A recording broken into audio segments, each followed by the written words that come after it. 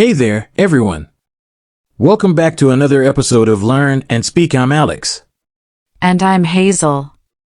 Today, we have an important topic to discuss, something a lot of us might be guilty of. Staying up too late. We'll be talking about whether late nights are bad for your health and, of course, we'll explain new vocabulary, phrases, and idioms along the way. Yes, because we all love those late-night movies, catching up on social media, or even working. But, is it really worth sacrificing our health? Let's dive in. So, Alex, why do you think people stay up late? I think there are many reasons. Some people are night owls, they just feel more awake at night. Others might have a lot of work or homework to finish. And, of course, some people stay up late watching TV shows or scrolling through their phones. Exactly. It's so easy to get caught up in a series or scrolling endlessly on social media. In fact, there's a phrase for that, binge watching, when you watch episode after episode of a TV show without stopping. Right. And it's not just watching TV. There's also revenge bedtime procrastination, when people stay up late to get some personal time because they feel they didn't have enough during the day. That's a good one. It means you're tired, but you still choose to stay up because you want some me time. Now, let's talk about what happens when we stay up too late. Our bodies have something called a circadian rhythm. It's like an internal clock that tells us when to sleep and when to wake up. Exactly. The circadian rhythm works best when we go to bed and wake up at the same time every day. If we mess with this rhythm by staying up late, it can lead to all kinds of problems. One of the biggest problems is sleep deprivation. That's when you don't get enough sleep.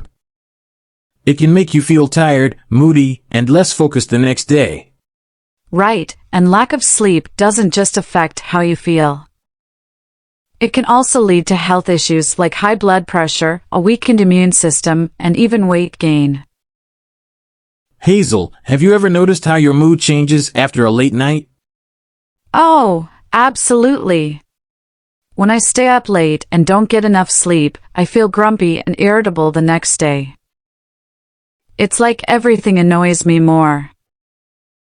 That's because sleep affects our mental health.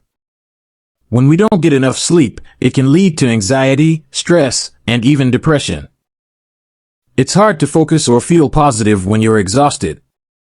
And it's not just mental health. Physically, staying up late can weaken your immune system, making it harder to fight off colds and illnesses. Plus, it can lead to poor eating habits. When you're tired, you're more likely to reach for unhealthy. Exactly. And that brings us to an interesting idiom, burning the candle at both ends. It means someone is working too hard or staying up too late and getting tired. Snacks. Good one. And when you're constantly burning the candle at both ends, it catches up with you. So, what can we do to avoid staying up too late and improve our sleep? Any tips, Hazel? Yes, definitely.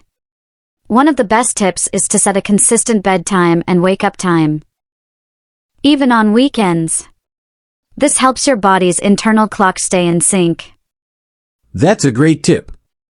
Another one is to limit screen time before bed. The blue light from phones and laptops can trick your brain into thinking it's still daytime, making it harder to fall asleep. Exactly. That's why it's important to create a relaxing bedtime routine, maybe reading a book or listening to calming music. And don't forget the power of a dark, quiet room.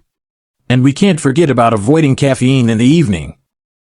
Coffee, tea, and even chocolate can keep you up longer than you want.